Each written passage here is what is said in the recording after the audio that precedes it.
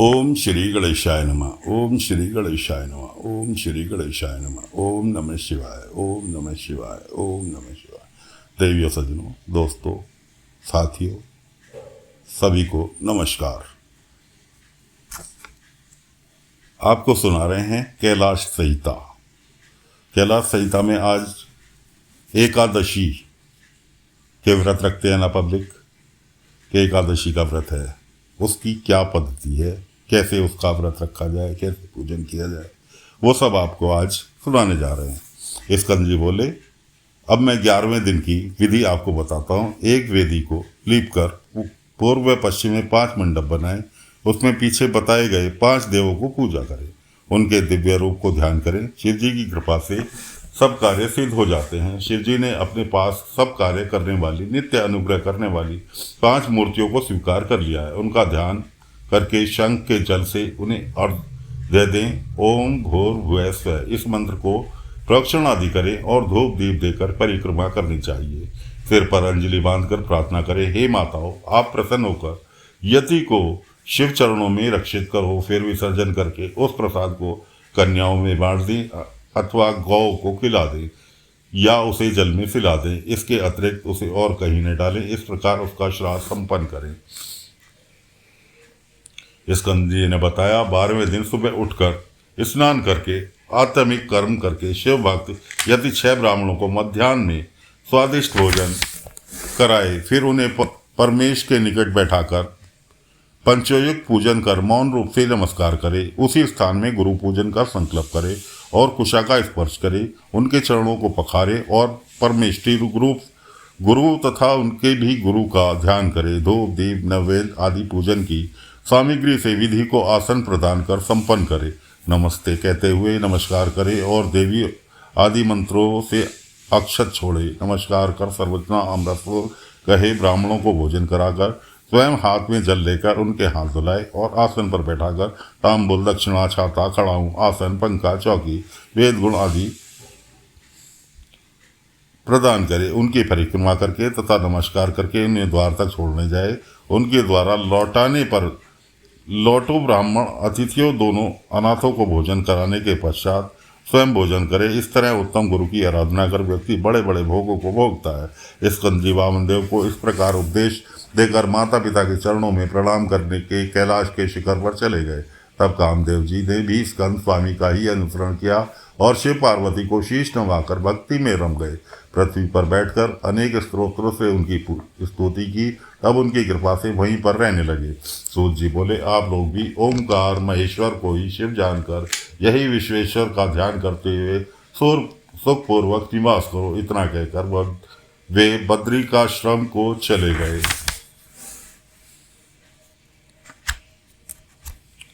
अब दोस्तों, कैलाश संहिता तो हो गई समाप्त। अब आगे लेके चलते हैं वायनीय संहिता 11वां खंड। तो श्री वेद व्यास जी ने कहा, मैं शिव, गणेश, स्वामी कार्तिकेय और सृष्टि की उत्पत्ति, पालन तथा संहार करने वाले भगवान शिव को नमस्कार करता हूँ, जिनकी शक्ति अपरंपार है और सबसे गमन करने वाले तथा व्यापकता ही जिनका स्वभाव है। मैं उन अविनाशी शिव महात्मा महादेव को की शरण में हूँ। जब गंगा, यमुना और सरस्वती के संगम स्थल प्रयागराज में नैमिषारण्य में ऋषियों ने पुनः यज्ञ का अनुष्ठान किया, तो इन मुनियों ने के उस यज्ञ का वृतांत सुनकर सूत जी उस स्थान पर आए। सूत जी को आया देखकर सब मुनियों ने प्रसन्नता का ठिकाना न रहा। उन्होंने प्रेम पूर्वक उनका आदर सत्कार और पूजन किया। मुनि वृंद उनके प्रार्थना करने लगे, आपका आगमन शुभ हो। आप समस्त इतिहास पुराणों के ज्ञाता हमारे आश्रम पर पधारे हैं, यह हमारा अहोभाग्य है। आप हमें भी दिव्य रूप कथाओं का अमृतपान कराने की कृपा करें। मुनियों की प्रार्थना सुनकर सबसे पहले व्यास पुत्र सूत जी ने भगवान शंकर और गणेश जी का ध्यान किया और जगदम्बा पार्वती तथा अपने गुरुदेव को प्रणाम कर बोले, हे मुनियों, मैं आपको सभी विद्याओं के रूप पुराणों के प्रकट होने वृतांत सुनाता हूँ। श्वेत कल्प के समय वासुदेव ने जो कहा था, उन्हीं शब्दों का तथा अर्थों से युक्त, न्याय से परिपूर्ण, शास्त्रों के अर्थों से वेद तथा क्रम को ही पुराण कहते हैं। 4 वेद, 6 शास्त्र, मीमांसा, न्याय और धर्मशास्त्र, सभी पुराण आदि ये 14 प्रकार की विद्याएं हैं। आयुर्वेद, धनुर्वेद, गंधर्व वेद, अर्थशास्त्र की 14 विद्याओं में शामिल कर देने से 18 प्रकार की विद्याएं हो जाती है। इन विद्याओं के निर्माता भगवान शंकर ही हैं। संसार की रचना का कार्य ब्रह्मा जी ने किया था और ये 18 विद्याएं उन्हें अर्पित कर दी गई। ब्रह्मांड की रक्षा कर का भार विष्णु जी को दिया गया। विष्णु जी ब्रह्मा जी की रक्षा करने वाले हैं और मध्यव्रत हैं। ब्रह्मा जी के इन 18 विद्याओं को पाकर 18 पुराणों का विस्तार किया। फिर ब्रह्मा जी के 4 मुखों से 4 वेद उत्पन्न हुए। उनके बाद अन्य शास्त्रों की उत्पत्ति हुई। अतः इनका पढ़ना और समझना प्रत्येक व्यक्ति के लिए असंभव है। यह विचार कर भगवान शिव व्यास रूप में प्रकट हुए और वेदों का विभाजन करके शास्त्रों को संक्षिप्त रूप में बनाया। इसी तरह द्वापर युग में अंत में विष्णु भगवान व्यास जी के रूप में प्रकट हुए और वेद आदि की विभाजन किया। द्वापर युग की समाप्ति पर सत्यवती नंदन कृष्ण द्वैपायन के नाम से व्यास जी प्रकट हुए। उन्होंने वेदों को 4 भागों में विभक्त किया। इसके ये वेद व्यास के नाम से प्रसिद्ध हुए। जब तक इन पुराणों को न पढ़ा जाए तब तक वेद उपनिषद वेदों को अंश पढ़ने के कुछ भी ज्ञान प्राप्त नहीं होता। 18 पुराणों के नाम इस प्रकार हैं: ब्रह्म, पद्म, विष्णु, शिव, भागवत, भविष्य, नारद, मार्कंडेय, अग्नि, ब्रह्मरथ, लिंग, वाराह, वामन, कूर्म, वत्स्य, गरुण, ब्रह्मांड और स्कंद। इनमें चौथा शिव पुराण शैव को सभी की मनोकामना पूर्ण करने वाला है। इसी शिव पुराण रोक्त धर्म तथा विधि के द्वारा शिव उपासना करने से तीनों वर्णों के मनुष्य एवं देवताओं की को शिव कथा सुनने से शीघ्र ही शिवलोक की प्राप्ति हो जाती है, जिसे भक्ति कहा गया है। मुक्ति का अभिलाषा से शिव आराधना ही फलदायक है। तो साथियों,